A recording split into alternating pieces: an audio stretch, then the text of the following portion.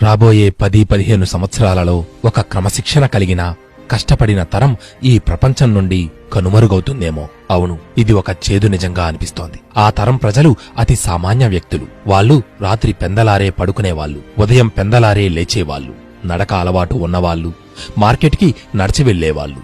వాళ్ళు ఉదయమే వాకిట కల్లాపు చల్లేవారు, ముంగిట్లో ముగ్గులు పెట్టేవాళ్లు, మొక్కలకు నీళ్లు పెట్టేవారు, పూజకు పూలు కోసేవాళ్లు. వాళ్ళు మనిషిని మనిషిగా ప్రేమించేవాళ్లు. వాళ్ళు అందరితో ఆప్యాయంగా మాట్లాడేవాళ్లు, కుశల ప్రశ్నలు వేసేవాళ్లు, తోచిన సాయం చేసేవాళ్లు, 2 చేతులు జోడించి పెద్దలకు నమస్కరించేవాళ్లు. వాళ్ళు ఉత్తరం కోసం ఎదురుచూసేవాళ్లు, ఆ ఉత్తరాలను తీగకు గుచ్చినవాళ్లు, పాత ఫోన్లు పట్టుకు తిరిగేవాళ్లు, ఫోన్ నంబర్లు డైరీలో రాసిపెట్టుకునేవాళ్లు. వాళ్ళు పండుగలకు పబ్బాలకు అందరినీ పిలిచేవాళ్లు, కుంకుడుకాయతో తలంటుకునేవాళ్లు, సున్నిపిండి నలుగు పెట్టుకునేవాళ్లు, పిల్లలకు పాలిచ్చి పెంచినవాళ్లు.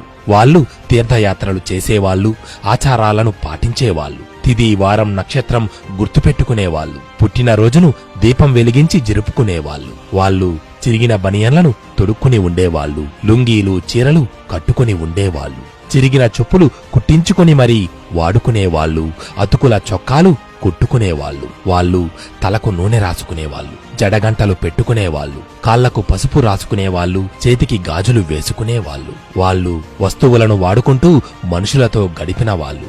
ఈ తరాన్ని చూసి మోగబోయిన వాళ్ళు. మీకు తెలుసా, వాళ్ళంతా నెమ్మదిగా మనల్ని వదిలిపెట్టి వెళ్ళిపోతున్నారు. మన ఇళ్లలో ఇలాంటి వాళ్ళు అతి తక్కువ మంది మాత్రమే ఉన్నారు. మన ఇంటిలో ఇలాంటి వాళ్ళు ఉంటే మాత్రం దయచేసి వాళ్లను బాగా చూసుకోవాలి. లేదంటే ఇప్పటి తరం చాలా కోల్పోవలసి వస్తుంది. వాళ్ల ప్రపంచం వస్తువులతో కాకుండా మనుషులతో, మానవత్వంతో కూడి ఉండే తరం.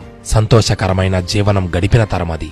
స్ఫూర్తిదాయక జీవనం గడిపిన తరమది. కల్లా కపటం లేని జీవనం గడిపిన తరమది. ఉన్నది ఉన్నట్టు నిర్మోహమాటంగా ధైర్యంగా మాట్లాడుకోగలిగిన తరమది. ద్వేషం మోసం లేని జీవనం గడిపిన తరమది. లోకానికి తప్పు చేయడానికి భయపడి జీవనం గడిపిన తరమది. ఇరుగు పొరుగుతో కలిసిమెలిసి జీవనం గడిపిన తరమది. తన కోసం కొంత మాత్రమే వాడుకొని తన సంతానం వృద్ధి కోసం పరితపించిన తరమది. వారి నుండి మనం ఏమీ నేర్చుకోకపోతే మన తరువాతి తరాల మనుగడ ప్రశ్నార్థకమవుతుంది.